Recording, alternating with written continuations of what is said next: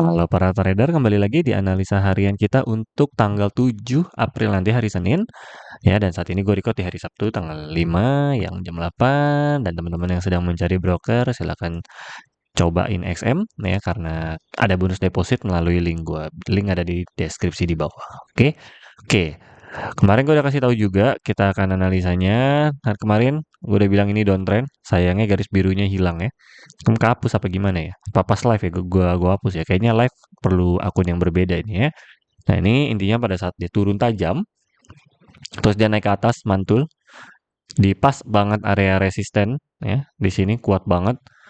Padahal lagi naik tajam pun ketahan di sini, langsung habis itu dia banting ke bawah dan lanjut sampai ke bawah. Apa yang sebenarnya terjadi, Bang? Jelas ada news ya, apalagi ini jam 6, jam 7 ya. Kemarin ada news di jam setengah 8. Oke, kita ini udah pasti downtrend ya. Lalu kita lihat newsnya terlebih dahulu di hari kemarinnya tanggal 4. Oh, udah pas. Di jam setengah 8 di sini ada yang paling penting adalah NFP ini, non-farm employment change. Kenapa? Karena bisa dilihat jauh banget aktualnya ya. Previousnya 117, yang diharapkan 137, terbang dia sampai 228.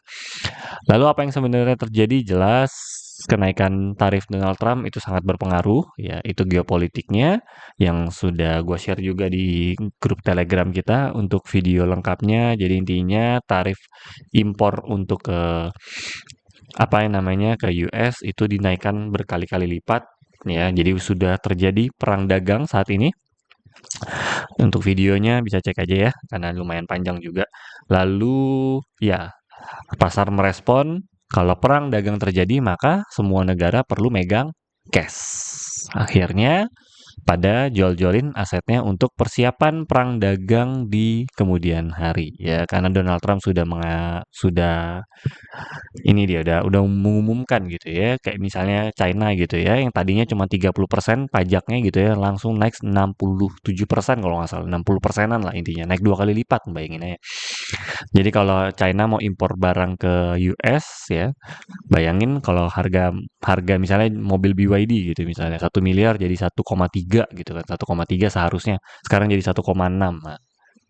Nah, kurang lebih seperti itulah ya bayangannya. Jadi harga dari luar negeri kalau mau jual ke US tuh naik drastis termasuk kita Indonesia gitu. Sedangkan dia siapa namanya US kalau mau impor barang ke kita misalnya dia ya kita kalau kita terima barang impor kalau China apa US mau ekspor ke Indonesia dia maunya pajaknya rendah gitu kan ya mana mau ada orang kerja sama kan gitu ya terus akhirnya ya udah persiapanlah perang dagang di sini.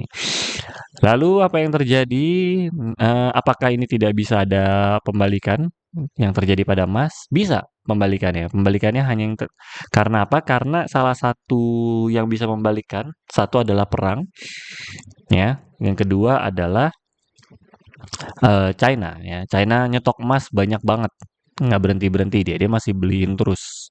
Karena menurut dia saat dunia kacau, walaupun orang-orang sudah istilahnya Donald Trump udah berhasil lah ya menaikkan harga apa dolarnya dia dan menurunkan harga emas. Salah satunya adalah news terdekat Rusia Ukraina ini ya bisa dilihat ya Rusia serius about peace in Ukraine ya. Jadi US sedang tes sepertinya apakah beneran bisa damai. Kalau ini berhasil didamaikan, ya sudah, gold makin jatuh ke bawah. Karena sekali lagi Donald Trump baru menjabat jadi presiden, otomatis dia butuh nama, dia butuh suara, dia butuh meyakinkan masyarakat Amerika kalau dia bisa menguatkan kembali harga dolar. Dan terbukti ya, emas sudah jatuh ke bawah. Salah satunya dengan cara menaikkan harga tarif pajak, mengajak perang dunia gitu ya. Perang dunia secara ekonomi ya, bukan bukan bukan berdasarkan darah gitu. Dan mencoba mendamaikan Ukraina Rusia jika berhasil lagi maka emas siap-siap banting lagi ke bawah jatuh lagi dan dolar akan semakin menguat. Apakah itu bagus? Ya bagus-bagus tidak sih sebenarnya karena ini emas juga udah terlalu tinggi sebenarnya. Ya, emas sudah ketinggian dari tahun ke tahun. Kita lihat dari one month ya. Tuh, dari sejak 2024 Maret. Terbang nih ATH nonstop loh. nggak berhenti. Dari 2024 Maret terbang, udah gila banget nih, udah naik berapa nih, dari 2100 tiba-tiba ya. Yang sebelumnya, kalau yang nggak tahu, itu tuh cuma daerah sini doang tuh. Udah berapa tahun? Dari 2011.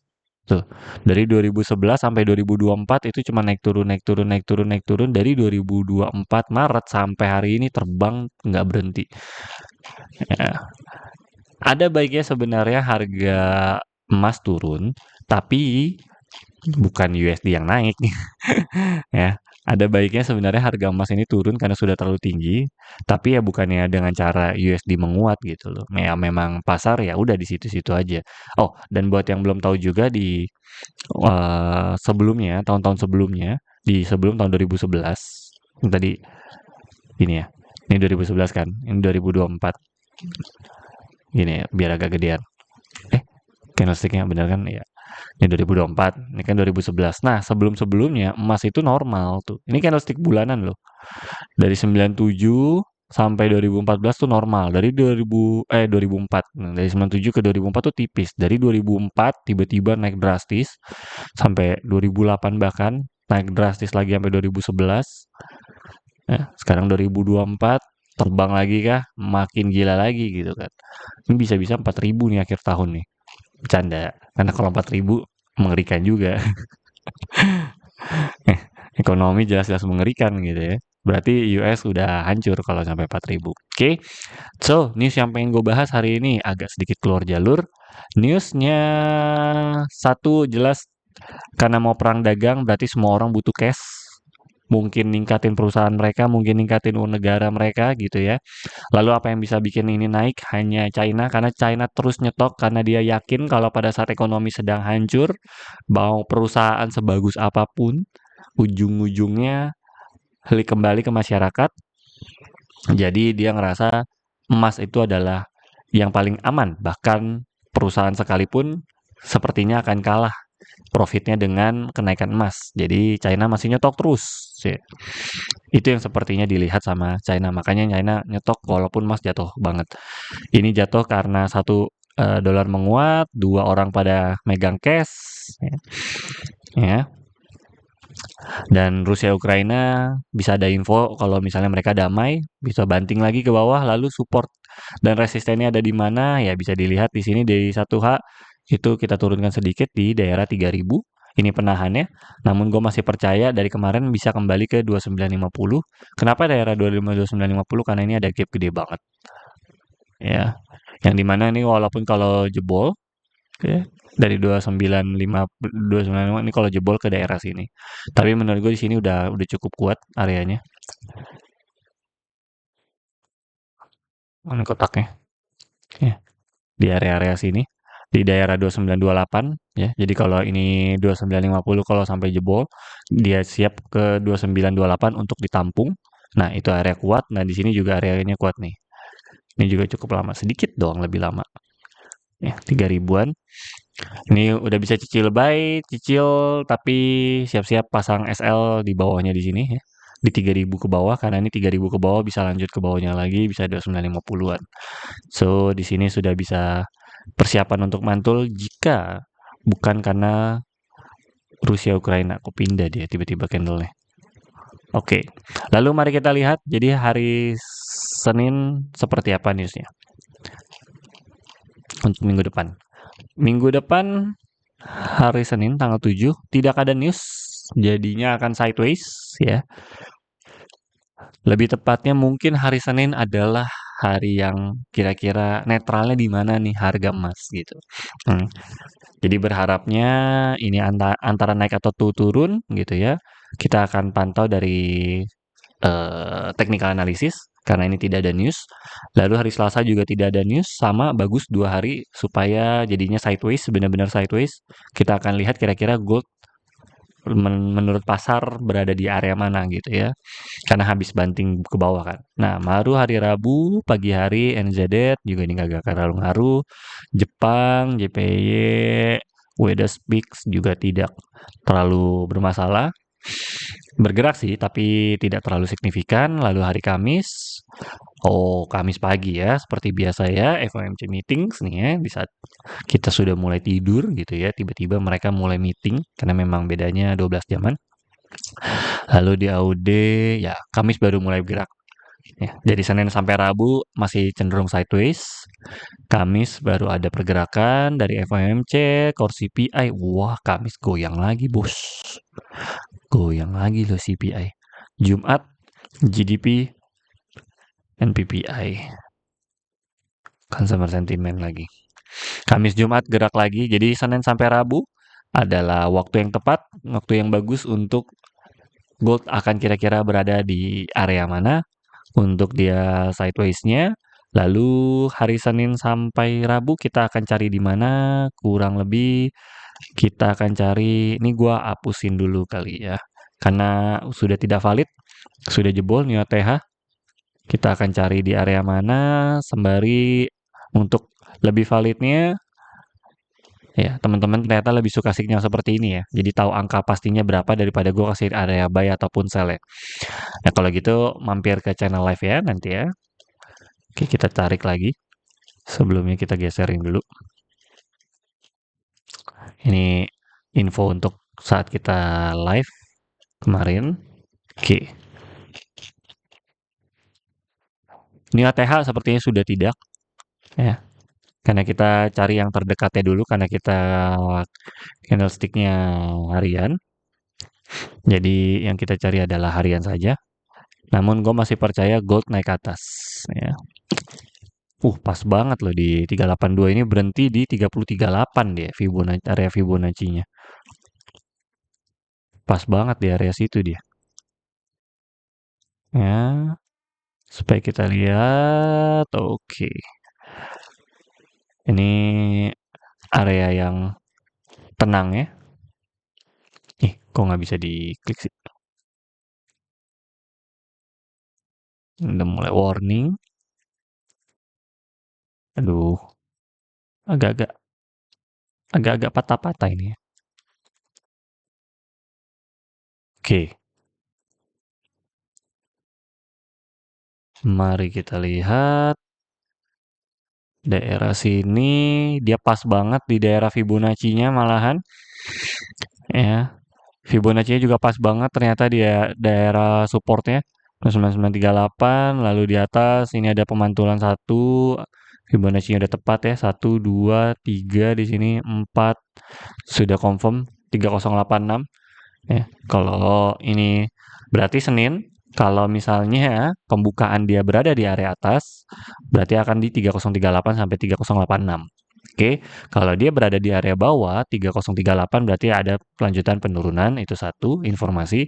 Informasi kedua adalah ini turun, masih penurunan. Ini yang tajamnya ya. Ini penurunan normalnya ya. Jadi kalau misalnya terbang ke 86 tuh, naik 50 gitu kan padahal kan. Tapi ya ini masih area bearish gitu. Ini masih area turun gitu, bukan bukan sudah terbang naik ke atas ya.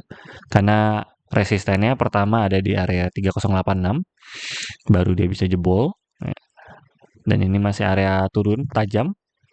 Kemarin baru aja kemarin gue info di sini apa jangan-jangan ini sudah area turun gitu kan yang kemarin pas di candlestick-nya begini. Ternyata udah beneran turun dan tajam banget turunnya. Kemarin naiknya juga tajam sih, makanya naiknya tajam, turunnya tajam kan. Oke, ini sudah area turun, maka lebih baik kita cari sell, lebih aman ya.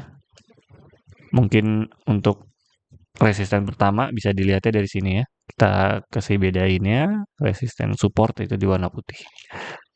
Ya, 1, 2, ya di sini juga lagi berhenti, 3. Jadi kita akan cari di 3058 ternyata kurang lebih ya di 3050-an. Lalu untuk bisa cicil buy di 3000 harusnya nggak sejauh itu sih harusnya. Ya.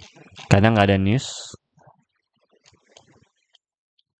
Ini udah eh ini udah gede banget sih areanya. Cuma perlu cari tahu doang sih. Dia besok buka di mana? Ya, kalau dia buka di area bawah ya di 3001 ini $30 lumayan perbedaannya. Tapi lebih harapannya gue di area sini nih. Harapannya. ya. Di 30.20 sampai 30.47 gue berharapnya kalau dia sideways dan besok tidak ada news di area sini saja, kita kurung ya. Tapi kita lihat aja besok pembukaan itu yang paling penting, dia berada di area mana. Karena kalau beneran China masih berusaha nyetok dari 3.100, gue pikir dia udah taking profit gitu ya, udah jual. Ternyata enggak loh. Malah nambah dia, malah dia yang menahan sebenarnya. Lalu di sini, gue baca newsnya gitu ya. Ini satu hari candlestick-nya udah turun ya, 76. Kelihatan nggak sih? Nah nih, di atasnya lagi. 76, satu hari. Kemarin di grup ada yang nanya soalnya, satu hari bisa turun berapa bang nanti? Cuman high-nya 2 hari sini, 2 hari ini parah sih. Cuman kalau high low-nya memang sudah mencapai 100 ya. Pas nih kemarin tuh open di 3114, turunnya 3015, pas $100 turunnya dropnya tuh. 1000 pip tuh sehari tuh. Eh, kalau nyangkut buy di pucuk ya nasib lah ya. Walaupun mungkin akan balik, tapi ya cukup lama kali ini baliknya sepertinya. Karena Donald Trump jelas pengen meningkatkan dolarnya dia. Oke, so mungkin akan ketemu di live selanjutnya. Untuk gold, kita akan cari di dua area ini, 3058 dan 3001, tergantung besok Senin pembukaannya di mana. Pembukaannya di atas, maka kita akan cari sell di area sini. Kalau dia bukanya di bawah, maka kita akan cari buy di area sini. Sekali lagi, gue juga berharapnya gue kurung di daerah 3020. Jika dia sudah buka di area bawah pun, kalau dari 3020 mungkin gue udah cicil buy, ya. Kita sudah cari buy. Lalu di atas, ya kalau di 58 gue langsung cari sell. Pagi-pagi ya, ini hanya berlaku di pagi hari sampai mungkin jam 8, jam 9 gitu ya. Kalau tiba-tiba naik atau turun, gue langsung bisa siap untuk counter trend gitu ya. Kalau tidak ada news, sekali lagi. Ya, sebelum open posisi, pastikan selalu cari news terlebih dahulu. Jika tidak ada, baru gue siap open. Tapi untuk pastinya kita tunggu di live. Dan untuk informasi news lengkap dan cepatnya, gue akan infoin tetap di grup Telegram. Segitu saja analisa harian kita minggu depan. Salam cuan.